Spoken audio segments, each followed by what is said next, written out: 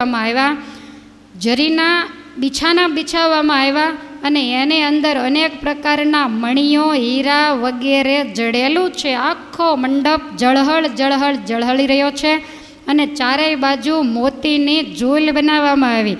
હું મત્સ્યવેદની રચના કરું ત્યાં સુધીમાં તમે સૂઈ જતા નહીં બગાસા ખાતા ખાતા. તમને થાય કે અર્જુનને ચડવું ને આપણે ક્યાં ઉપાધિ વરવી. તમે આની કરામત જુઓ. ત્યાર પછી વિશ્વકર્માજી દક્ષિણ દિશામાં ગયા, ત્યાં જળની અંજલિ છાંટી અને 4 પગથિયાના 56 કરોડ સિંહાસન બનાવ્યા યાદવોને બેસવા માટે. 9 પગથિયાનું એક સિંહાસન બનાવ્યું ભગવાન દ્વારિકાધીશને બેસવા માટે. બાજુમાં બળદેવજીને બેસવાની પણ ગાદી બનાવવામાં આવી. ત્યાર પછી પૂર્વ દિશામાં ગયા અને ત્યાં મંત્ર ભણીને 84,000 સિંહાસન બનાવ્યા, જેના 4 પગથિયા છે અને બધાયની વચ્ચે 11 પગથિયાનું એક ઊંચું આસન છત્રપતિ દુર્યોધન માટે બનાવવામાં આવ્યું. કારણ કે 84,000 દેશનો માલિક એટલે એને આસન બધાયથી મોટું આપવું પડે, કાંઈ તકરાર વગેરે થાય નહીં એ રીતે દરેક આસન ઉપર સિંહાસનની નીચે દરેક રાજાના રાજકુમારોના નામ લખ્યા. નામ વાંચીને બધાએ બેસી જવાનું, કાંઈ ટંટો કે તકરાર વગેરે થાય નહીં, આ મારું છે કે આ તારું છે. પછી વિશ્વકર્માજી ઉત્તર દિશાએ ગયા, ત્યાં મંત્ર ભણી અને 88,000 ઋષિઓને બોલાવવાના છે એટલે એના માટેના આસન બનાવવામાં આવ્યા. સરસ આસન કરી તામ્ર ધાતુના વાસણો, આચમની, પંચપાત્ર વગેરે તૈયાર કર્યા. એક ઋષિ માટે અલગ અલગ, દરેકની ગૌમુખી, માળા, રૂંઢમાળા અને દરેક મુનિની સામે એક યજ્ઞકુંડ કરવામાં આવ્યો. સુંદર મજાના આસનો વગેરે તૈયાર થઈ ગયું. ત્યાર પછી વચ્ચે આવી અને બરોબર વચ્ચે જળ છાંટી અને પાણીનો જબરજસ્ત સજીવન કુંડ બનાવ્યો. અને એ કુંડ એટલો બધો લાંબો, પહોળો અને ઊંડો છે, નિર્મળ, જેની અંદર જળ ભર્યું છે. મંત્ર વડે એમાં 12 ગાઉ ઊંચો થાંભલો રોપ્યો. આગળના ભાગે એક ખીલો રાખવામાં આવ્યો, ત્યાં સોનાની સાંકળે ઝૂલતા 2 ત્રાજવા ગોઠવવામાં આવ્યા. અને ત્યાર પછી એનો જે છેલ્લો અંતિમ ભાગ સ્તંભનો, એના ઉપર મંત્રથી 1.25 મણ સુવર્ણનું મચ્છ બનાવી અને એને ત્યાં મૂકવામાં આવ્યું. અને એ મચ્છ પાછું કેવું કે સીધું આમ જોઈને આંખ વીંધી નાખવાની હોય તો વાંધો નહીં, પણ એ મત્સ્ય ઉપર ગોળ ગોળ ફરે અને એની આંખ વીંધવાની. આવી સરસ મજાની રચના કરી અને પછી આવીને દ્રુપદ રાજાને વિશ્વકર્માજી કહે છે કે રાજા, હવે કંઈ કરવાનું હોય તો બોલ. રાજા કે તમારી બનાવેલી વસ્તુમાં શું ખામી હોય? વિશ્વકર્મા રાજાની આજ્ઞા માગી અને ત્યાંથી ગયા છે. દ્રુપદ રાજાએ પોતાના બંને પુત્રો, કારભારી, પ્રધાન વગેરેને તેડાવી દેશ દેશાંતરની અંદર પત્રો લખાવ્યા છે. પહેલો પત્ર છત્રપતિને લખ્યો છે અને એવું લખ્યું કે સૌના શિરોમણી એવા હે છત્રપતિ, હસ્તિનાપુરના મહારાજ, 84,000 દેશના તમે માલિક છો. દુર્યોધન નામે તમે પ્રખ્યાત છો. ધૃતરાષ્ટ્રના તમે પુત્ર છો. પાંચાળ દેશમાંથી તમારો સેવક દ્રુપદ રાજા તમને આમંત્રણ આપે છે. મારી વિનંતીને ધ્યાનમાં લેજો. યજ્ઞ કરતાં મારે ઘેર રૂપશીલ અને ગુણની ધામ એક કન્યા પ્રગટ થઈ છે, જેનું નામ દ્રૌપદી છે અને એના માટે મેં મત્સ્યવેદ અને સ્વયંવરનું આયોજન કર્યું છે. માટે મારે આંગણે પધારી મારા ઘરને પાવન કરો. અને તમારા જેવા મોટા રાજા જો અમારા ઘેર આવે અને તમારા હાથે મત્સ્યવેદ થાય તો મારી કન્યા તમારા રાજ્યમાં શોભે એવી છે. વૈશાખ સુધી 5મને દિવસે લગ્નનું મુહૂર્ત છે, માટે 4 દિવસ વહેલા આવજો. આવી રીતે છત્રપતિને પત્ર લખી અને સેવકને મોકલી પહેલાં દુર્યોધનને હસ્તિનાપુરમાં પત્ર પહોંચાડ્યો. પછી બીજા જે રાજાઓ હતા એને એવું લખ્યું કે અમે સ્વયંવર ગોઠવ્યો છે, મત્સ્યવેદ કરવાનો છે, જેના ભાગમાં હશે અને કન્યા મળશે. માટે મત્સ્યવેદ કરવાની ઈચ્છા હોય તોય આવજો, કન્યાને વરવાની ઈચ્છા હોય તોય આવજો, સ્વયંવર જોવાની ઈચ્છા હોય એ પણ મારા રાજ્યની અંદર પધારજો. 4 દિવસ બધાય ક્ષત્રિયો વહેલા આવે.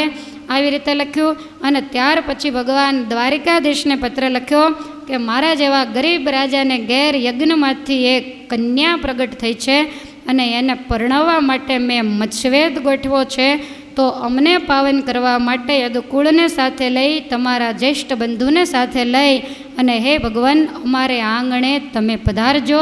આ રીતે ભગવાનને પત્ર લખ્યો. ત્યાર પછી એક પત્ર 88,000 ઋષિઓને લખ્યો.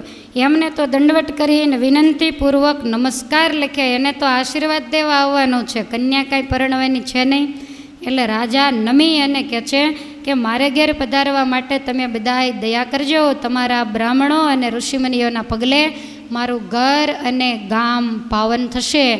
આ રીતે પત્ર લખી અને ઋષિમુનિઓના આશ્રમોની અંદર, મઠોની અંદર સેવકો પહોંચાડવા માંડ્યા. દેશ દેશાંતરની અંદર વાતો ચાલી કે દ્રુપદ રાજાએ ન ભૂતો ન ભવિષ્યથી એવું સુંદર મત્સ્યવેદનું આયોજન કર્યું છે. અને બધા એવું કહે છે કે દેવોની સ્વર્ગની અપ્સરાઓને શરમાવે એવી દ્રુપદ રાજાની રાજકન્યા યજ્ઞમાંથી પ્રગટ થઈ છે. કોઈ કન્યાને વરવાની ઈચ્છાથી, કોઈ સ્વયંવર જોવાની ઈચ્છાથી, કોઈ મત્સ્યવેદની રચના જોવાની ઈચ્છાથી જેને જેને સમાચાર મળે તે રાજાઓ તૈયાર થવા માંડ્યા. બીજા વેપારીઓ વગેરેને ખબર પડી. 10 દિવસ અગાઉ વેપારીઓએ આવી અને પાંચાલ દેશની અંદર ધમધમતું બજાર ઊભું કર્યું છે. ચારેય બાજુ ગામમાં ક્યાંય જગ્યા નથી, ભીડ માંડી ભરાવા. દ્રુપદ રાજાએ બ્રાહ્મણો માટે સરસ મજાના ઉતારા તૈયાર કરાવ્યા. જે રાજાઓ આવવાના છે એના માટે સુંદર તંબુ તૈયાર કર્યા. છત્રપતિ માટે સુવર્ણનું સિંહાસન તંબુની અંદર તૈયાર કર્યું અને ઉપર સોનાનો ઝળહળતો કળશ મૂકવામાં આવ્યો. ભગવાન દ્વારિકાધીશને માટે પણ સરસ મજાનો તંબુ તૈયાર કરવામાં આવ્યો છે. જેને જેને સમાચાર મળે તૈયાર થઈ પોતપોતાની રીતે સૈન્યો વગેરેને સાથે લઈ અને વૈશાખ સુધી પડવાને દિવસે તો ક્ષત્રિયો માંડ્યા આવવા. પાંચમના લગ્ન છે, સાથે ભાટચારણ વગેરે છે, રાજાઓની બિરદાવલીઓ બોલે છે, અપ્સરાઓ નૃત્ય કરે છે અને પાંચાલ દેશની અંદર ક્ષત્રિયોની ભીડ થવા માંડી. નગરની બહાર બધી વ્યવસ્થા છે અને આ બાજુ દ્વારિકામાંથી ભગવાન પણ 56 કરોડ યાદવો અને મોટા ભાઈને સાથે લઈ પાંચાલ દેશની અંદર પધારે છે. દ્રુપદે આદર કરી ભગવાનને વંદના કરી, ચરણ ધોઈ અને સુંદર તંબુમાં ઉતારો આપ્યો છે. ઋષિમુનિઓ આવવા માંડ્યા. દ્રુપદ રાજા દરેકના ચરણ ધોઈ અને જળને મસ્તકે ચડાવે છે. જેટલા ઋષિઓ આવ્યા એ બધાની સેવામાં એક સેવકને મૂકવામાં આવ્યો છે. એને જે જોઈએ તે બધું લાવી આપે. આપણને એમ થાય કે 60 ગાઉમાં શું, પણ આ બધાના ઉતારા માટે કેટલી જગ્યા જોઈએ કહો. બધી જગ્યામાં મત્સ્યવેદ ન હોય પણ વ્યવસ્થાએ કરવી પડે ને. કોઈ આવી ગયા છે અને કોઈ આવવાની તૈયારી કરે છે. વૈશંપાયન મુનિ કહે છે કે હે જન્મેજય, આ દ્રુપદ મહારાજાનો પત્ર જંગલમાં ધ્રુમ ઋષિના મઠમાં આવ્યો. તમામ વિદ્યાર્થીઓ ભણે છે, પાંડવો પાસે બેઠા છે, કુંતાજી બેઠા છે. સેવકોએ આવીને પત્ર વાંચ્યો કે ગુરુદેવ, દ્રુપદ રાજા સ્વયંવર ગોઠવે છે અને એમાં આપણને બધાને એની રાજકન્યાને આશીર્વાદ દેવા માટે બોલાવ્યા છે. ધ્રુમ ઋષિ બહુ પ્રસન્ન થયા અને કહ્યું કે આપણે આજ ને આજ જ નીકળીએ. સભા તરત જ વિસર્જન થઈ. પાંચેય ભાઈઓ પોતાની પર્ણકુટીએ ગયા અને કુંતાજીને ધર્મરાજા કહે છે કે પાંચાલ દેશમાં સ્વયંવર છે, તે અનેક રાજા મહારાજાઓ તો આવશે, પણ માં મને એમ થાય કે બધાને તેડાવ્યા તો કદાચ ભગવાન દ્વારિકાધીશને પણ તેડાવ્યા હોય. 3 વર્ષના વાણા વાયા માં આપણને પરમેશ્વરના દર્શન નથી થયા. માટે આપણે પણ જો સ્વયંવર જોવા માટે જઈએ તો આપણને ભગવાનના દર્શન થાય. અનેક ઋષિમુનિઓ આવશે. અહીંયા તો ધ્રુમ ઋષિના આશ્રમમાં આટલા બ્રાહ્મણોના દર્શન થાય, ત્યાં ઘણા બધાની સેવા મળશે અને દર્શન થશે. માટે માં તમે જો આજ્ઞા આપો તો આપણે બધાય સાથે મળીને ત્યાં જઈએ. કુંતાજી કહે છે કે સ્વયંવરની અંદર તો અનેક ઋષિઓ અને અનેક રાજાઓ આવ્યા હશે ને એટલી બધી ભીડ હશે, ત્યાં આપણને ઉતારો કોણ દેશે? આપણને નગરમાં કોણ ઘૂસવા દેશે? ભીમસેન કહે છે કે માતા ગમે એમ કરીને રસ્તો કરીને જાશું, પણ ઈચ્છા બહુ છે. અને માં એવું થોડું છે આપણા ભાગમાં હોય તો કન્યા આપણને પણ મળે. ત્યારે કુંતાજી કહે છે કે ત્યાં જઈને તારે તોફાન ન કરવાના હોય તો જઈએ, કારણ કે ત્યાં તારો મોટો ભાઈ દુર્યોધન આવશે અને દુર્યોધનને જોતાં જ તારે એની સામે 4 આંખો થશે, માટે તું કાંઈ બોલે નહીં અને કાંઈ તોફાન કરે નહીં તો આપણે જઈએ. ભીમસેન કહે છે કે માં, આટલા દિવસથી ઋષિના આશ્રમે છું, કેદી તોફાન કર્યા? કુંતાજી કે હમણાંથી તો બહુ ડાયો થઈ ગયો છો, આવો ને આવો ડાયો રેજે. પોતાની પાસે જે વસ્ત્ર હતા એ વસ્ત્રના પોટલા વાળ્યા, ચારેય ભાઈઓએ પોટલાને માથે મૂક્યા છે. જે કાંઈ ઘરવકરીની થોડી ઘણી સામગ્રી હશે એનું પોટલું વાળીને કુંતાજીએ સાથે લીધું. સાદડે તુંબડા વગેરે બધું લઈ લીધું. ઋષિ પણ તૈયાર થયા. ઋષિ સુખપાલમાં બેઠા. ધ્રુવમુનિ 4 શિષ્યોએ સુખપાલને ઉપાડી છે, થોડાક શિષ્યો આગળ અને બીજા શિષ્યો પાછળ. આવી રીતે ભગવાનનું સ્મરણ કરતાં કરતાં જાય છે. અને એ જ વખતે આ 5 ભાઈઓ અને કુંતાજી પણ તૈયાર થઈને આવ્યા. ધ્રુવ ઋષિ સામે સામે જોઈને કહે છે કે તમે કઈ બાજુ જાઓ છો? કુંતાજી કહે છે કે મુનિ મહારાજ, અમે તમારી સાથે આવીએ છીએ. અમારી સાથે શા માટે? તો કે અમે પાંચાલ દેશમાં આવીએ તો ત્યાં અમને બધાના દર્શન થાય, ઋષિમુનિઓના, યાદવોના, ભગવાનના. અને તમે અહીંથી બધા જાઓ તો હવે અમારે અહીંયા કોને આશરે રહેવું? ત્યારે ધ્રુવ મુનિ કહે છે કે તમે કાપડી જાતિના અને આવા તમારો વેશ તો જુઓ, તમને લઈ જતા મને શરમ લાગે. બીજા ઋષિઓ મશ્કરી કરે કે શું જોઈને આવા રાંકા જેવાને તમે સાથે લાવ્યા છો? ત્યારે ધર્મરાજા બે હાથ જોડીને દંડવટ કરીને કહે છે કે ઋષિ મહારાજ, તમને શરમ લાગે, પણ હકીકતમાં અમે પાંચાળ દેશનો રસ્તો નથી જોયો. તો પાંચાળ દેશ 4 ગાંવ દૂર હશે ને ત્યાં અમે તમારાથી છૂટા પડી જશું, પણ અત્યારે તમે અમને પાછળ પાછળ આવવા દો. ધ્રુવ મુનિ ના પાડવા માંડ્યા. પણ પેલા વિદ્યાર્થીઓ હતા એ કહે છે ગુરુ મહારાજ, આપણે ક્યાં એને તેડવા છે ને એના પગે બિચારા આવે છે, આટલા સમયથી આપણી પૂજાની સેવા કરી તો આપણે એવું કૃતજ્ઞ ન થવાય, માટે આવવા દો. ત્યારે ધ્રુવ મુનિ કહે છે કે અમારી આમ જાજા પાછળ ચાલજો, જેથી લોકોને ખબર ન પડે કે તમે અમારી ભેગા છો, નહીતર અમારી આબરૂના કાંકરા થાય. ધર્મરાજા કહે છે ગુરુ મહારાજ, કાંઈ વાંધો નહીં. પાછળ ઓશિયાળા થઈ 5 ભાઈઓ અને કુંતા સતી ચાલ્યા આવે. આગળ તમામ બ્રાહ્મણો ભગવાનનું ભજન, વેદની મંત્રો, રૂચાઓ બોલતા બોલતા ચાલ્યા જાય છે. એમ કરતાં 4 ગાંવ જ્યારે પાંચાલ દેશ દૂર રહ્યો ત્યારે ધ્રુવ મુનિ કહે છે કે હવે તમે રસ્તો બદલી નાખો. એટલે પાંડવોએ તરત જ મુખ્ય રસ્તો છોડી અને કેળી માર્ગેથી નીકળ્યા કે કદાચ અટવાશું તો સહદેવને રસ્તો પૂછી લેશું. ઋષિ પોતાના રસાલા સાથે પાંચાલ દેશમાં આવ્યા અને પાંડવો પણ ત્યાંથી ચાલતા ચાલતા આવ્યા. પણ જ્યાં જોયું ત્યાં તો ક્યાંય પગ મૂકવાની પણ જગ્યા નથી. કુંતાજી વિચાર કરે કે હો, દરવાજામાં તો એટલી બધી ભીડ, આપણને ધક્કા મારીને રાજાના સેવકો કાઢી મૂકશે. તમે શા માટે આવ્યા? તમારા વસ્ત્રો અને તમારો વેશ જોઈને દ્રુપદ મહારાજાને પણ શરમ લાગે એવો તમારો વેશ છે. ભીમસેન કહે છે કે માં, ગમે એમ કરીને આપણે નગરની બહાર ક્યાંક રહેશું, પણ અંદર દરવાજામાં તો જઈએ. ભીમસેન આગળ ચાલે છે, બધાને 2 હાથે આમ આગા કરી અને રસ્તો કરે. પાછળ ધર્મરાજા, માથે વસ્ત્રોના પોટલા છે, એની પાછળ કુંતાજી. વિચાર કરે કે હવે જાવું ક્યાં? થોડાક જ્યાં આગળ ગયા ત્યાં એક પ્રજાપતિનું ઘર આવ્યું અને આ ઘરમાં 2 ઓરડા અને બહુ મોટો ચોક હતો. અને પ્રજાપતિ અને એની સ્ત્રી આ 2 જણા જ રહે. એટલે ખડકી જોઈને આમ જરીક ડોકાણા તો પોળો પટ જોયો ને ત્યાં કોઈ હતું નહીં. એટલે 5 અંદર ગયા. એટલે પેલો પ્રજાપતિ એકદમ બહાર આવીને કહે છે કોણ છો તમે? તો કે અમે અહીંયા સ્વયંવરના દર્શન કરવા માટે, ઋષિમુનિઓના દર્શન કરવા માટે આવ્યા છીએ. અમે જાતે હાલમાં કડવા કાપડી છીએ, આ કપડાં વેચવાનો ધંધો કરીએ છીએ. 5 દિવસ પાંચમ સુધી અમારે અહીંયા રહેવું છે. તો તમે તમારે કાંઈ જગ્યા ઓરડી કાંઈ નહીં હોય તો અહીંયા ફળિયામાં અમે પડ્યા રહેશું. ત્યારે પહેલાં પ્રજાપતિને દયા આવી એટલે એને એમ થયું કે આ બાજુની ઓરડી અમે 2 જણ જ છીએ અને બાજુની ઓરડી ખાલી જ પડી છે. એટલે કહ્યું કે તમે 6 જણા આ ઓરડીની અંદર રહેજો. અંદર જઈ સાફસૂફ કરી પોટલા નીચે ઉતાર્યા. ભીમસેન જોરથી કહે છે કે માં, મને ભૂખ લાગી છે. કુંતાજી કહે છે કે પણ ખાવાનું મારે તને આપવું ક્યાંથી? સીધું સામાન વગેરે કાંઈ નથી. ભીમસેન તો જોરથી બોલવા માંડ્યા. એટલે પેલો પ્રજાપતિ હતો એ ઓરડીમાં ડોકાઈને કહે છે કે તારી ગરીબડી માને કેમ હેરાન કરે છે? તો કે મને ભૂખ લાગી છે, કંઈક ખાવાનું આપો.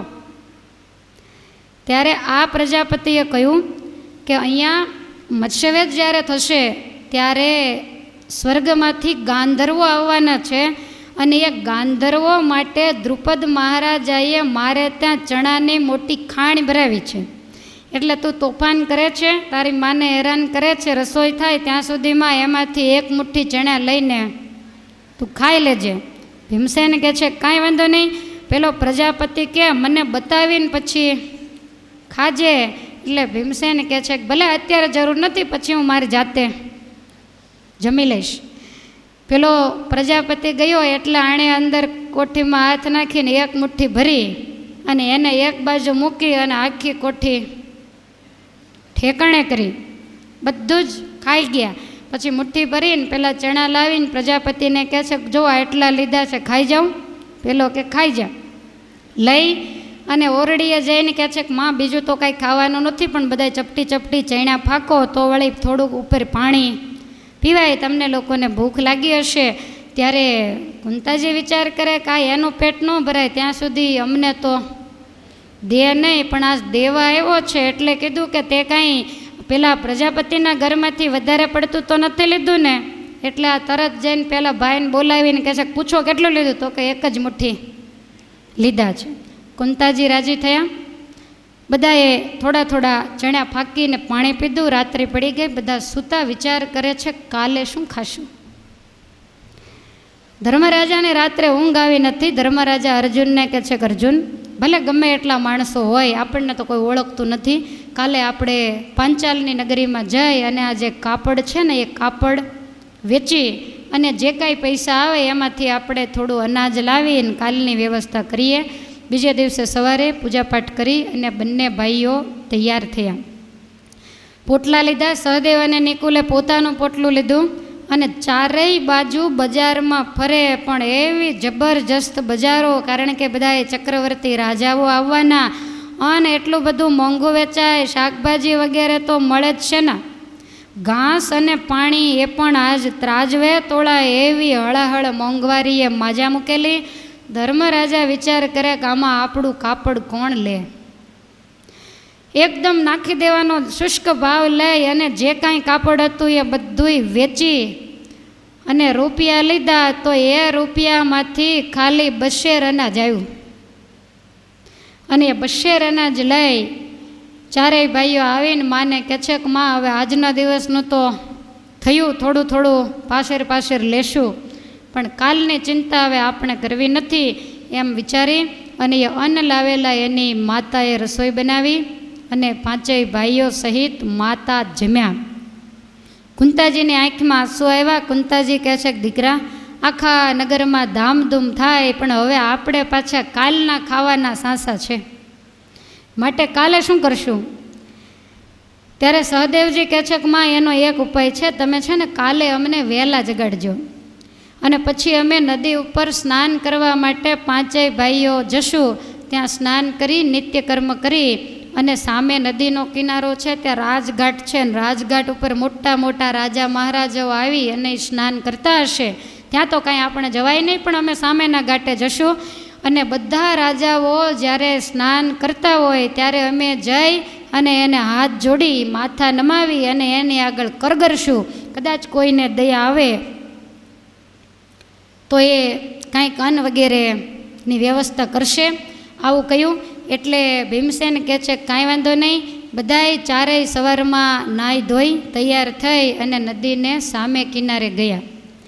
આગળ મોટા મોટા રાજા મહારાજાઓ કસ્તુરી કેસર વગેરે ચોળી અને સેવકો એને સ્નાન કરાવી રહ્યા છે. કોઈ રાજાઓ શણગાર સજે છે અને એમાં 5 ભગવાનના ભક્તો નદીના સામે કિનારે ઊભા છે અને 5 ભાઈઓ નમીને રાજાઓને મુજરો કરે છે અને ભીમસેન તો 2 હાથે પેટ કૂટે છે કે ભૂખે જીવ જાય છે.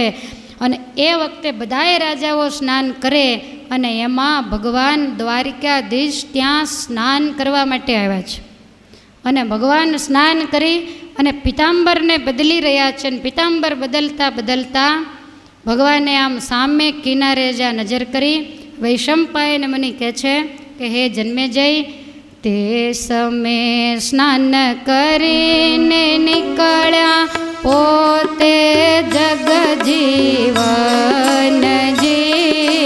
પેરે પીતાંબર ભક્ત જદીઠા આવ્યા આંસુલોચનજી. એ સમયે સ્નાન કરીને નીકળ્યા પોતે જગજીવનજી,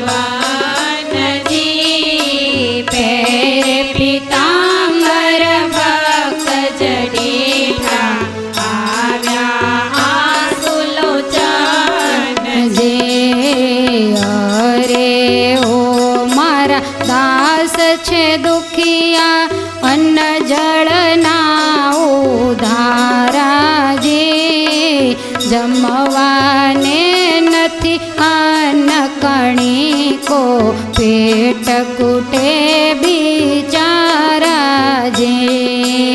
અરે ઓ મારા દાસ છે દુખિયા અન્ન જળના ઉધારાજી,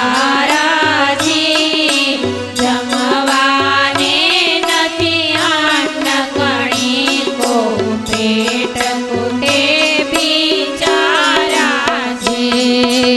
ઉષ્ણ શીતને વૃષ્ટિ વેઠી વને ધર્યો મુજ ધ્યાનજી, તો પણ મેં નવ સંભાળ લીધી નિર્દય હું ભગવાનજી.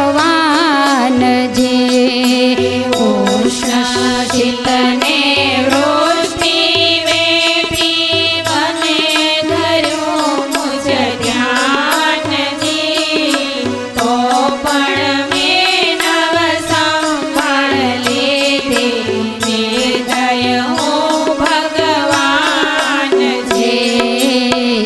એવું જાણી સંકલ્પ કીધો થાઉં હવે સહાયજી,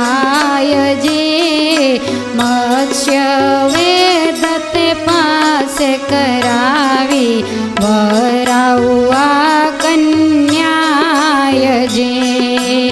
એવું જાણી સંકલ્પ કીધો થાઉં હવે સહાયજી, મત્સ્ય વેદ તે પાસે કરાવી વરાવું આ કન્યાયજી. આવેલ સૌને કાઢો પાછા ધાર્યો દીનાનાથજી,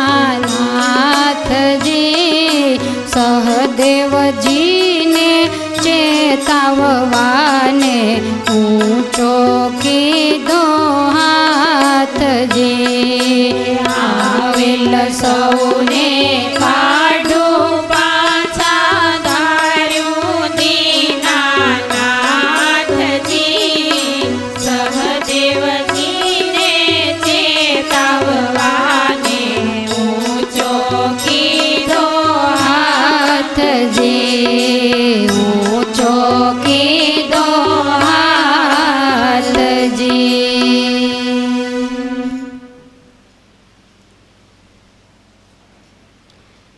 ભગવાન દ્વારકાધીશે આ દ્રશ્યને નજરો નજર જોયું. ભગવાન એવું વિચારે છે કે જેણે મારું ભજન કરી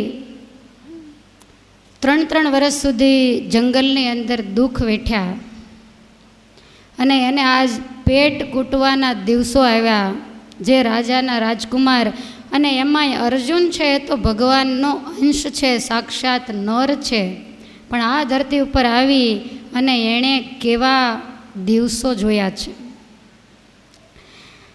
ભગવાને નક્કી કર્યું કે આ દુનિયા મને એમ કહેશે કે ભગવાનના હૃદયમાં જરાય દયા નથી, હું તો નુગ્રો અને નિર્દય ભગવાન છું, માટે ગમે એમ થાય મારા ભક્તોને હવે મારે દુઃખી નથી કરવા, દુઃખ સહન કરવાની પણ કાંઈક ચરમસીમા હોય, સહન શક્તિની પણ કાંઈક હદ હોય, લોકો કેટલુંક સહન કરે.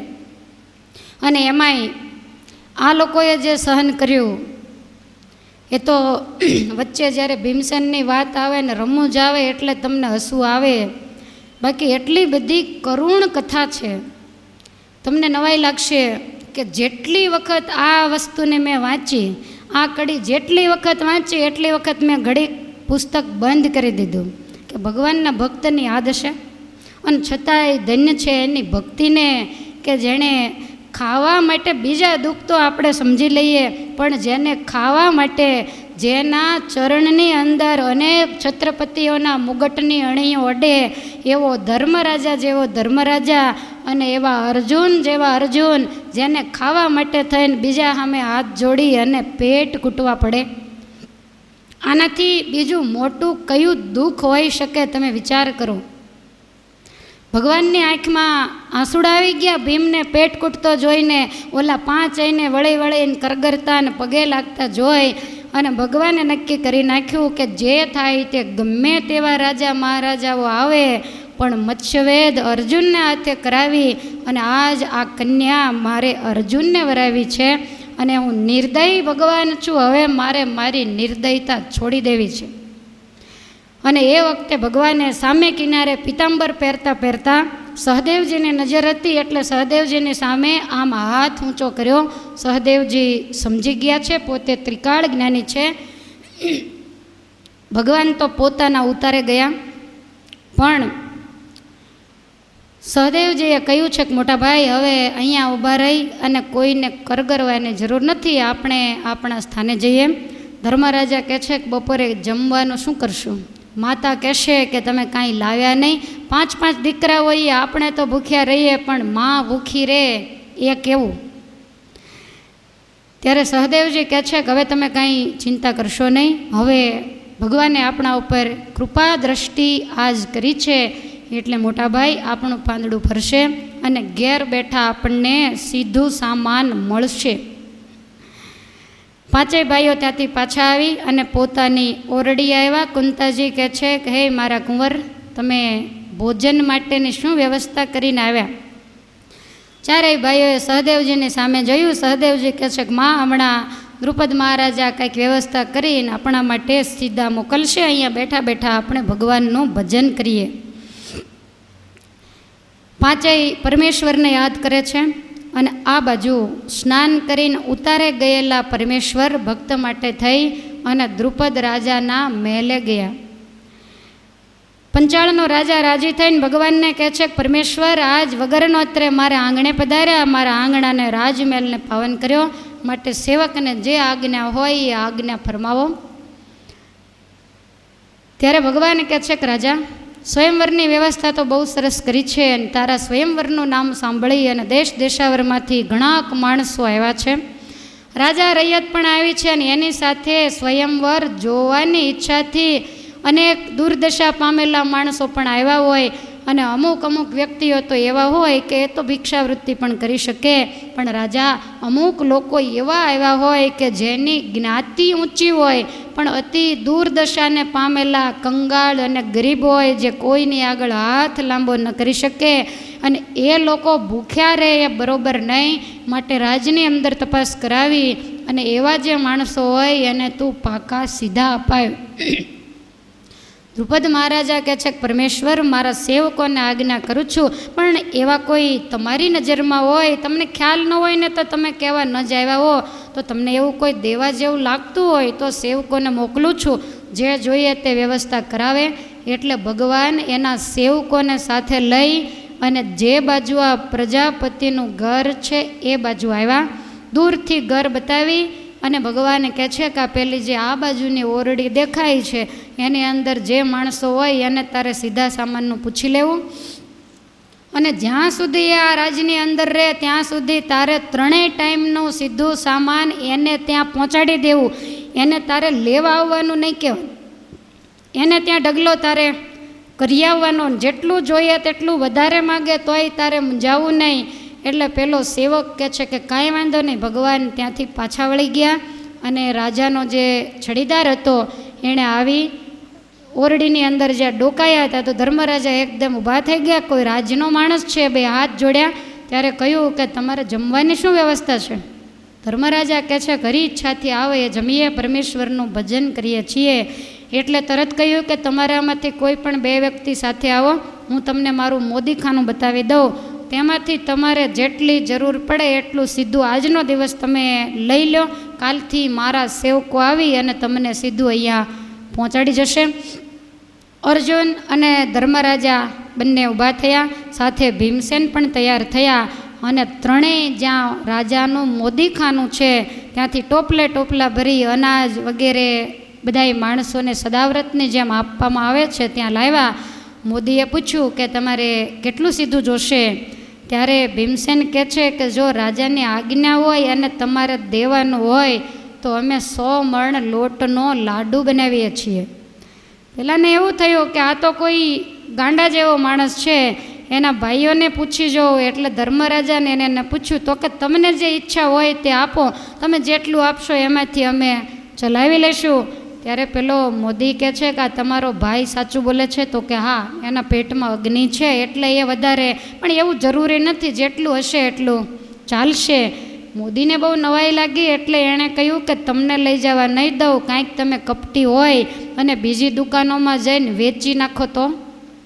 માટે તમારે ઘેર આવી અને તમે કહો ત્યાં હું સીધું સામાન નાખી જાઉં. જે પ્રમાણે કહ્યું એ પ્રમાણે દાળ, ચોખા, મસાલા, ઘી, સાકર, લોટ વગેરે બધું લાવ્યા. ભીમસેને ઝપાટામાં રસોઈ બનાવી. પ્રજાપતિના ઘરનું ફળિયું બહુ મોટું હતું, ત્યાં રસોઈ બનાવી. 4 ભાઈઓ અને માતાને જમાડ્યા. શેર અન્ન આ 5 જમ્યા અને પછીનું જે હતું એ ભગવાન શિવજીનું ધ્યાન કરી અને ભીમસેન બધું જમી ગયા. ત્યારે પહેલાં મોદીને સાચું લાગ્યું અને કહ્યું કે કાલથી હવે તમારે આવવું નહીં, અમારા રાજાની એવી આજ્ઞા છે કે કાલથી તમે જ્યાં સુધી રહેશો ત્યાં સુધી બધું જ સીધું સામાન તમારે ત્યાં આવી જશે. પાંડવોએ વિચાર કર્યો કે ભગવાનની આપણા ઉપર નજર પડી, નજર પડવા માત્રથી ભૂખનું દુઃખ તો ટળી ગયું અને હવે આપણે બીજું કાંઈ જોતું નથી, શાંતિથી ભગવાનનું ભજન થાય છે. હવે આ બાજુ ચતુર્થીનો દિવસ થઈ ગયો, તમામ રાજા મહારાજાઓ આવી ગયા છે. બીજે દિવસે તો સ્વયંવર છે, પણ દુર્યોધન આવ્યો નથી. કંકોત્રી મળવા છતાંય દુર્યોધન ના આવ્યો. એનું કારણ શું? વૈશંપાયન મુનિ કહે છે કે હે જન્મેજય, આ તો જાન લઈને તૈયાર થઈને આવે છે. એને તો એમ જ છે કે કન્યા મને જ અરવાની છે. એને ઘેર પતાસાને ખારેક વેચાય છે, લગ્નની તૈયારીઓ થાય છે, શરીર ઉપર પીઠી ચોળાય છે, અનેક પ્રકારના શણગારો સજાય છે, વાજાઓ વાગે છે અને નગરની સ્ત્રીઓ લગ્નના વધામણા ગાય છે. વિવાહની તૈયારી કરવામાં જ આને ચોથની સાંજ પડી ગઈ અને 5મને દિવસે તો સ્વયંવર છે. પંચાળ રાજા દ્રુપદ રાહ જોઈ રહ્યો છે કે બધાએ રાજાઓ આવી ગયા, કાલનું મુહૂર્ત છે, માટે મારે હવે કોને પૂછવા જવું? દુર્યોધન ના આવ્યો હોય અને જો હું સ્વયંવરની તૈયારી કરું તો આવીને બધાને મારીને રાજ લઈ લે, બધાને હેરાન કરે. માટે હવે મારે શું કરવું એમ વિચારીને પોતાના ગોરને બોલાવીને કીધું કે કાલનું મુહૂર્ત બંધ રાખું. ગોર કહે છે કે મુહૂર્ત બંધ રખાય નહીં, પણ મોટા મોટાની સલાહ લઈ લેવી. આવું જ્યારે બ્રાહ્મણે કહ્યું એમ વિચારી એણે તેડાવ્યા બળવંત રાજા 4જી, જરાસંધને શલ્લ શિશુપાળ, ચોથા દેવ મોરારજી. 4 મોટા રાજાને બોલાવ્યા. શલ્લને બોલાવ્યો, જરાસંધ, શિશુપાળ અને ચોથા ભગવાન દ્વારિકાધીશને બોલાવી આસન આપ્યા. અને દ્રુપદ રાજા કહે છે કે મારે એક જબરજસ્ત આંટી આવી છે, છત્રપતિ હજી આવ્યા નથી, કાલનું મુહૂર્ત છે, પત્ર લખેલા, મુહૂર્ત ફેરવું તોય મુશ્કેલી ઊભી થાય, માટે અમારે નિર્ણય શું લેવો? ત્યારે ભગવાન દ્વારકાધીશ કહે છે કે એની રાહ જોવાની ક્યાં જરૂર છે? અને આ તો એવો નિયમ છે, તારે છત્રપતિને જ કન્યા વરાવવાની ઈચ્છા હોય તો રાહ જો, અને તારે એવું હોય કે જે મત્સ્યવેદ કરે અને કન્યા વરાવવી તો રાહ જોવાની જરૂર નથી. એ જ્યારે આવશે, કોઈનાથી મત્સ્યવેદ નહીં થાય તો એ આવશે ત્યારે કરશે, પણ એમાં કાંઈ મુહૂર્ત ફેરવવાનું ન હોય. ત્યારે રાજા કહે છે કે મહારાજ તમે કહો એ બરાબર, પણ જો રાજાને દુર્યોધનને ખ્યાલ આવી જાય કે મારા આવ્યા પહેલાં એણે કામ ચાલુ કર્યું મારું ગાણિયા ગાલીને તેલ કાઢે પછી મારો પક્ષ કોણ લે? એટલે ભગવાને તરત જ જરાસંધ, શિશુપાલને, શલ્યને ત્રણેયની સામે જોયું. તો આ ત્રણેયને ઉતાવળ હતી. કે દિવસના આવ્યા હતા, 4-4 દિવસથી તો બધાય રાજ્યમાં આવી ગયેલા, બધાય રાજ છોડીને આવ્યા હોય એટલે જવું હોય. તો આ ત્રણેય કહે છે કે અમને કાંઈ વાંધો નથી, અમે સાક્ષી થઈએ. ભગવાનને કે તમેય થાઓ. ભગવાન કે કાંઈ વાંધો નહીં. ચારેય સાક્ષી થયા કે કાંઈ પણ દુર્યોધન તને કહે તો તારે પક્ષે રહીને અમારે દુર્યોધનની સાથે લડવું માટે મત્સ્યવેદની તૈયારી કરાવો. આ રીતે દ્રુપદ મહારાજાને ધીરજ આપવામાં આવી. દ્રુપદ રાજાએ પોતાના સેવકોને કહ્યું કે એક સેવક તમામ યાદવોમાં જઈ અને દક્ષિણ દિશાએ જઈ અને ઢંઢેરો પીટજો કે આવતીકાલે સવારમાં સ્વયંવરની તૈયારી છે. તો દરેક યાદવોએ આવીને પોતપોતાના સિંહાસન ઉપર નામ લખેલા છે ત્યાં આવીને બિરાજમાન થવું. બીજાને કહ્યું કે તમે બ્રાહ્મણોની સભામાં જઈ અને એને કહેજો કે બધાએ પોતપોતાના આસને આવીને બેસે. એક જણાને કહ્યું કે તમે રૈયતને જઈને એવું કહો કે સ્વયંવર જોવા માટે તમામ મારી રૈયત આવે. આ રીતે ચારે દિશામાં 4 સેવકોને મોકલી અને ઢંઢેરો પીટાવ્યો છે. જેને જેને ખ્યાલ આવવા માંડ્યો, રાત્રિના સમયે આગલા દિવસે ઢંઢેરો પીટાવેલો. જે રાજાઓ સૂતા હતા એ બધા એની ઊંઘ ઉડી ગઈ. વિચાર કરે છે કે કાલે બ્રહ્માજી વિધાતા જશ કોને અપાવશે એ કાંઈ નક્કી થતું નથી. કોઈને એવું થાય કે મને વર્ષે, કોઈને એવું થાય કે મને વર્ષે. કેટલાક રાજાઓ તો જોશીને બોલાવીને હાથ જોવડાવે છે કે દ્રૌપદી મને મળશે ખરી. આવી રીતે કોઈ વળી પોતાની જન્મકુંડળી દેખાડે, કોઈ હસ્તરેખા દેખાડે. વિચારે છે કે આપણો જો પુણ્ય ઉદય થાય તો જ દ્રુપદ રાજાની કન્યા આપણને મળે. કેટલાય તો દર્પણમાં મોઢા જોવે છે, કોઈ શરીરને ચોળીને સ્નાન કરે છે, કોઈ અત્તર, ફૂલેલ, તેલ વગેરે લગાવે છે, કોઈ રૂડો શણગાર સજે છે, કોઈ વાળને સમારે છે. અલગ અલગ પ્રકારના વસ્ત્રો બદલીને અરીસામાં જોવે, વળી વિચાર કરે કે આ નથી બરોબર, પાછા બદલીને બીજા વસ્ત્રો પહેરે. આવી રીતે રાજાઓ તૈયારી કરે છે. આમાં તો એવું લખ્યું છે કે જેના ધોળા પળિયા થઈ ગયા છે એ વાળને સમારીને કાળા કરે છે. તેથી કંઈક મેશ બેશ લગાડતા હશે, વૈશંપાયન મુનિ કહે છે. પણ કવિની કલ્પના છે. કહેવાનો મતલબ એવો કે દ્રૌપદીને વરવાની બધાઈને એવી તમન્ના છે, કારણ કે આ દેવકન્યા છે એની બધાને ખબર છે. તમામ રાજાઓ તૈયાર થઈને સવાર પડતા તો નીકળવા માંડ્યા. રસ્તામાં ભીડ ભરાણી, અનેક પ્રકારની વાજાઓના અવાજ આવે, કોઈ અત્તરના છંટકાવ કરતા જાય. નાના નાના માણસોને તો ક્યાંય કચરી નાખે છે. અનેક પ્રકારની ધક્કામુક્કી થાય. ધક્કો લાગતા રાજાનો મોગટ નીચે પડી જાય, વળી સેવક લઈને માથે મૂકે છે. અને આવી રીતે નગરના રાજમાર્ગ ઉપર થઈ અને નગરની બહાર જ્યાં વ્યવસ્થા કરવામાં આવી છે ત્યાં બધાય આવવા માંડ્યા. પોતપોતાના આસનો ગોઠવેલા, નામ વાંચી અને બેસે છે. તમામ ક્ષત્રિયો આવી ગયા, બધા આસન પેક થઈ ગયા. માત્ર એક દુર્યોધનનું આસન ખાલી છે. બધાએ વિચાર કરે છે છત્રપતિ હજી કેમ નહીં આવ્યો હોય. એકબીજા રાજા એકબીજાને પૂછે છે કે મને ઈશ્વરે કેવું રૂપ આપ્યું. બીજો કે તને રૂપ આપ્યું પણ મારું રાજ કેવડું મોટું. ત્યારે ત્રીજો કે મારી આબરૂ દુનિયામાં કેટલી છે. આવી રીતે બધાએ દ્રૌપદીની જાણે કે રાહ જોઈ રહ્યા છે. 56 કરોડ યાદવો એ પણ પોતાના આસને બેઠા. ભગવાન દ્વારકાધીશ અને બલરામજી મહારાજ આવ્યા છે, એ પણ આવીને બેઠા. ઈર્ષ્યાળુ, નિંદાખોર અને નાસ્તિક ભગવાનની નિંદા કરે છે. શ્રદ્ધાળુ વળીને ભગવાનને વંદના કરે છે. દક્ષિણ દિશામાં 9 પગથિયાવાળું જે આસન, ત્યાં ભગવાન દ્વારકાધીશ બલરામજીની સાથે વિરાજમાન થયા. આસપાસમાં 56 કરોડ યાદવો તારામંડળની મધ્યે જેમ ચંદ્ર શોભે એમ બંને ભાઈઓની જોડ શોભી રહી છે. એક બાજુ બ્રહ્મવેતા જે ઋષિમુનિઓ એ પણ આવીને બેસવા માંડ્યા. અને એવા ઋષિમુનિઓના લલાટમાં તપ અને વિદ્યાનું તેજ ઝળહળી રહ્યું છે. શરીર હાડપિંજર જેવા હોવા છતાંય પણ શરીરમાંથી તેજના કિરણો નીકળે છે. આવા ઋષિમુનિઓ આવી અને દ્રુપદ રાજાને આશીર્વાદ આપતા થકા પોતપોતાના આસન ઉપર બેઠા.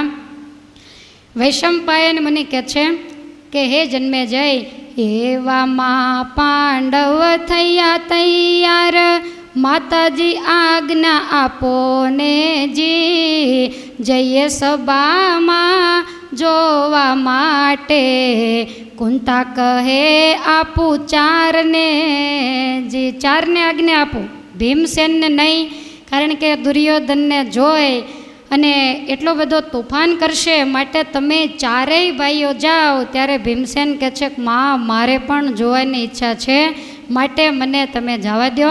ધર્મરાજાએ કહ્યું કે અમે એકલો મૂકીને ક્યારેય ગયા નથી, અમે બધા એની પાછળ જઈને બેસવાના, એટલે તોફાન કરવાનો કોઈ પ્રશ્ન નથી. એટલે ભીમસેન પણ સાથે પાંચેય ભાઈઓ એકબીજાની હાથાજોડી કરી અને પ્રજાપતિના ઘરના દરવાજામાંથી જ્યાં 12 પગ મૂકે અને એ જ વખતે વત્સને દૂધ પીવડાવતી ગાય સામે મળી છે. જળનો કુંભલાઈ અને કુમારી કન્યા સામે મળી અને મત્સ્યવેદની અંદર જઈ રહેલો હાથમાં ફૂલની છાબ લઈ અને માળી સામો મળ્યો છે. વૃક્ષો ઉપર કોયલડીના ટહુકા માંડ્યા સંભળાવવા. ભીમસેન કહે છે કે મોટા ભાઈ શુકન તો સારા થાય છે. ધર્મરાજા કહે છે કે આપણે તો બેઠા બેઠા ભગવાનનું નામ લેશું, જે નસીબદાર હશે એને મત્સ્યવેદ કરવાનો યશ ભગવાન અપાવશે. બ્રાહ્મણોની બ્રહ્મસભા બેઠી છે અને એ બ્રહ્મસભામાં ધ્રુમ ઋષિ બેઠેલા. એની પાછળ જઈ અને આ જ્યાં બેસવા જાય ત્યાં તો ઋષિને એમ થયું કે આને એક વખત ખાલી જરાક બોલાવ્યાના આશ્રમમાં લીધા તો હજી કેળો મૂકતા નથી એમ વિચારી અને ધ્રુમ ઋષિ એના શિષ્યોને કહે છે કે આ પાંચેય કડવા કાપડીને અહીંથી કાઢો, આપણે એની પાસે બેઠા હશું તો આપણી કિંમતના કાંકરા થાય, માટે એ મારે અહીંયા ન જોઈએ. ઓલા વિદ્યાર્થી કહે છે કે તમે અમથા અમથા બૂમાબૂમ કરો, કોઈને ખબર નથી તમારે ભેગા આવ્યા એમ, તમે બધાને કહીને હાથે કરીને જાહેર કરો છો ને જગ્યા આટલી બધી પડી છે, માટે જ્યાં એ બિચારા પાછળ બેઠા છે બેસવા દો ને. આવું કહ્યું એટલે ધ્રુમ ઋષિ કહે છે કાંઈ વાંધો નહીં, એની સામે કોઈ જોશો નહીં. શિષ્યો કે ગુરુદેવ અમે ક્યાં જોઈએ, તમે ને તમે જોવો છો ને વારે વારે તમે કહો છો કે અહીંયા નહીં અહીંયા નહીં, આપણે કોઈનું અપમાન શા માટે કરવું, આ થોડું આપણું છે, જોવા માટે તો આખી દુનિયા આવે. એટલે ઋષિ શાંતિથી બેઠા. પાંચેય ભાઈઓ બ્રહ્મસભાની અંદર ઋષિઓની પાછળ આવી અને બેઠા છે. વિચાર કરે કે આપણે તો એક બાજુ બેસીને ખાલી જોવાનું છે. રાજાઓ બધા મીટ માંડીને જોઈ રહ્યા છે કે હજુ દુર્યોધન આવ્યો નથી. સેવકે જે જળ કુંડાળું હતું ત્યાં 20 કાષ્ટના આસન બિછાવ્યા કે જે આસન ઉપર ચડતા જે માણસ પડે એને ત્યાં બેસવાનું છે. કુંડે આવી અને પાંચાળ રાજા ઊભા રહ્યા, સાથે દ્રોણિક નામના પોતાના ગોર છે અને ગોરે આજ્ઞા કરી છે કે પહેલાં સતી દ્રૌપદીજીને આ સભાની અંદર ઝરૂખાની અંદર લાવો અને સતીના આવ્યા પછી મત્સ્યવેદનું કામ ચાલુ થશે. એટલે તરત જ દ્રૌપદીજીને સુંદર મજાના શણગાર સજાવવામાં આવ્યા છે અને દ્રૌપદીજી પોતાના રંગમંડપની અંદર પધારે છે. વૈશંપાયન મુનિ કહે છે કે હે જન્મેજય, દ્રુપદ કુંવરી દ્રૌપદી આવી, આ દ્રુપદ કુંવરી દ્રૌપદી આવી, આ દ્રુપદ કુંવરી દ્રૌપદી આવી, આ દ્રુપદ કુંવરી દ્રૌપદી આવી, આ બોલ્યા વૈશંપાય વચન સાંભળ જન્મે જય રાજન,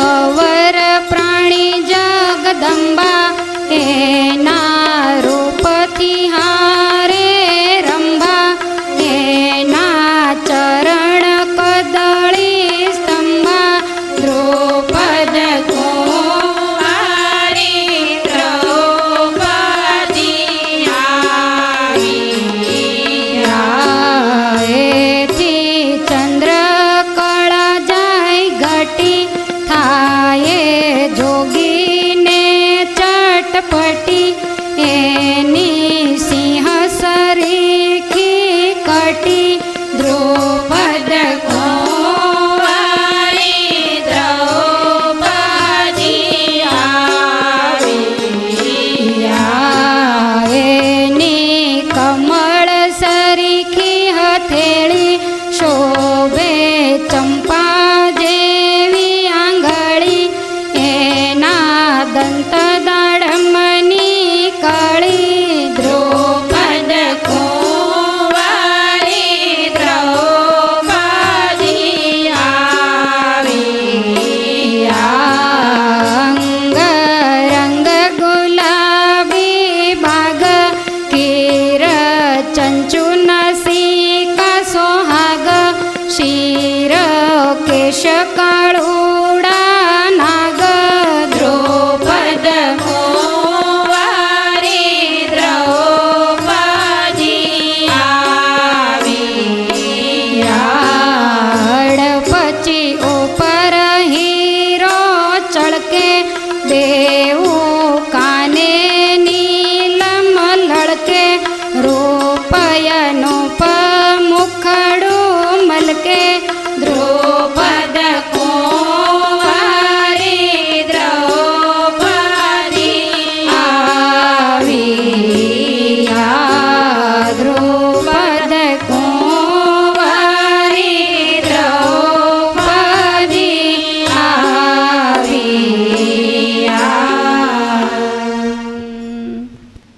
કેવા હશે દ્રૌપદી એ આપણને વર્ણન ઉપરથી ખ્યાલ આવે. જેનું રૂપ જોઈ તમામ સ્વર્ગને અપ્સરાઓને નીચું જવું પડે, કારણ કે આ તો સાક્ષાત જગદંબા છે. રૂપના પોતે ધામ છે. જેને જન્મ આપનારી માં એને આ દુનિયામાં મળી નથી, એવી એ સહનશીલતાની મૂર્તિ સમાન છે. જેને કુખે જે સંતાનનો જન્મ થાય એના જેવા ગુણ એનામાં આવે. દ્રૌપદી જેવી સહનશીલતાવાળી કોઈ સ્ત્રી આ દુનિયામાં નહોતી, એટલે ભગવાને એને યજ્ઞમાંથી ઉત્પન્ન કર્યા. સીતાજી જેવી સહનશીલતાવાળી કોઈ માં જ્યારે ન મળી ત્યારે એને ધરતીમાંથી ભગવાને ઉત્પન્ન કર્યા છે. તો આવા દ્રુપદ કુંવરી દ્રૌપદી રંગમંડપની અંદર આવ્યા છે. સાથે ઘણી સેવિકાઓ દાસીઓ છે. તમામ રાજાઓ એક નજરે દ્રૌપદીજીની સામે જોઈ રહ્યા છે. દ્રૌપદીજીની નજર પોતાના પગના અંગૂઠા સામે છે. નીચે નજર રાખી અને દ્રૌપદી પોતાના આસને આવીને બિરાજમાન થયા. ભગવાને જ્યારે સતીની સામે નજર કરી ત્યારે સતીએ ભગવાન સામે જોયું. 4 આંખો ભેગી થતાં ભગવાને પોતાનો અભયહસ્ત દ્રૌપદીજીને બતાવ્યો છે. ભગવાનના દર્શનથી ખૂબ આનંદ થયો. આ બાજુ દ્રૌપદીના આવ્યા પછી સ્વયંવરની શુભ શરૂઆત થાય છે. એટલે સમજૂતી આપવા માટે દ્રુપદ રાજાએ સેવકો સહિત સભાની મધ્યભાગમાં ઊભા થઈ અને એવું કહ્યું કે હું જ્યારે આજ્ઞા આપું ત્યારે દરેકે ઉઠવાનું છે અને ઊભા થાવ ત્યારે વિચાર કરીને ઊભા થાવું. ઊભા થઈ જે શૂરવીર હોય એણે આ જળના કુંડાળા પાસે આવવું કે જેની વચ્ચે સ્તંભ રોપાયેલો છે, અને આવીને પોતાના વસ્ત્ર અલંકારો ઉતારીને એક બાજુ મૂકી દેવા. જાંઘથી કેડ સુધીનો લંગોટ બરાબર વાળવો અને ત્યાર પછી એક ધનુષ્ય હાથમાં લઈને બાથામાં એક જ બાણ લેવાનું. જેટલા બાણ બધા ક્ષત્રિયોના બાથા બાણથી ભરેલા હોય, દરેક બાણને મૂકીને તમને જેમાં ભરોસો હોય એ એક બાણ તમારે લેવાનું અને મને છેતરીને વધારાનું એક પણ આયુધ રાખે અને પરમેશ્વરના સોગંદ છે ખભે ભેરવી લેવાનું. અને ત્યાર પછી મારા સેવકો આ પાણીનો જે ભરેલો કુંડાળું છે એના ઉપર એક લાકડાનું પાટિયું મૂકશે. તો એ પાટિયા ઉપર જઈ અને તમારે સ્તંભને 2 હાથે બાજી પડવાનું, અને સ્તંભને બાજીને તમે 2 ડગલા ઉપર ચડો એટલે તરત જ મારા સેવકો પાટિયું ખેંચી લેશે. પછી નીચે પાણી સિવાય બીજું કાંઈ રહેશે નહીં. અને તમારામાં શક્તિ હોય એ પ્રમાણે તમારે બને એટલા વચ્ચે શ્વાસ ઓછા લેવા, થાક ઓછો લાગે અને 12 ગાઉનો જે સ્તંભ છે એ સ્તંભ ઉપર ચડવાનું અને 6 ગાવીએ પછી પાછું ઉતરવાનું અને ત્યાં આડો ખીલો આવશે તો ત્યાં જઈ અને તમારે વિશ્રામ કરવાનો, થોડીવાર શ્વાસ લેવાનો. પછી સોનાની સાંકળે બાંધેલા જે ત્રાજવા છે એ થાંભલાનો જે પેલો ખીલો એને આમ 2 હાથે ઝાલી લટકવાનું, 2 પગને એકદમ પોળા કરવાના અને 2 પલ્લામાં જાળવીને એક પગ મૂકવાનો અને ત્યાર પછી ઊભા રહી અને ખભેથી બાથો અને ધનુષ્ય હાથમાં લઈ ધનુષ્યનો ટંકાર કરવાનો અને એ ધનુષ્ય જોવાનું પાણીની સામે અને ધનુષ્યને રાખવાનું ઊંચે. ઉપર ચક્કર માછલી ફરી રહી છે. સૌ પ્રથમ એ માછલીનું જે નેત્ર છે એને વિંધવાનું અને એના એ જ બાણથી એનું પૂછ વિંધવાનું અને ત્યાર પછી ત્રીજા બાણથી આખું મચ્છ ઉપાડી અને નીચે જળના કુંડાળામાં નાખવાનું. અને આ 3 કામ કર્યા પછી નીચે ઉતરે તો એને હું મારી પુત્રી વરાવીશ, આવો મારો નિયમ છે. ચડતા કોઈ અધૂરું કામ હોય અને પડી જાય તો એના માટે અલગ 20 પાટિયા ગોઠવવામાં આવ્યા છે સભાની વચ્ચે. ત્યાં એને એના એ જ વેશમાં ખુલ્લું માથું રાખી અને બેસવાનું રહેશે. વસ્ત્ર ઘરેણા વગેરે એને પહેરવા નહીં મળે. માટે વિચાર કરીને ઊભા થાજો. અને ગયા પછી જ્યારે પાટિયા ઉપર બેસવાનું કે અને એ વખતે કોઈ પણ પ્રકારની માથાકૂટ કરે કે હું તો આવો મોટો રાજા એટલે નહીં બેસું, તો કાંઈ પણ એક પણ શબ્દ જો બોલશે ને આનાકાની કરશે તો એની માથે હું બ્રહ્મ હત્યાનું પાપ મૂકું છું. હવે આ રીતે જે વ્યવસ્થા હતી એ બધી જ વ્યવસ્થા સમજાવી દીધી. અને પછી દ્રુપદ મહારાજા કહે છે કે જે શૂરવીર હોય, જેને પોતાની જાત ઉપર વિશ્વાસ હોય એ ઊભા થાય. પણ બધા રાજાઓ તો સાંભળીને વિચારમાં પડ્યા કે આ થાય કેવી રીતે? 12 ગાવનો સ્તંભ, એમાં પાછું 6 ગાવેથી નીચે પાણી 6 ગાવ દૂર એમાંથી પડછાયો જોવાનો, ઉપર 6 ગાવ માછલાની આંખ દૂર એને વિંધવાની. આ તો બધું બહુ અઘરું કામ છે, શું કરવું? સભાની અંદર સોપો પડી ગયો. દ્રુપદ મહારાજાના ગોર દ્રોણિત ઊભા થઈને કહે છે કોઈ પણ ક્ષત્રિયનો બચ્ચો હોય,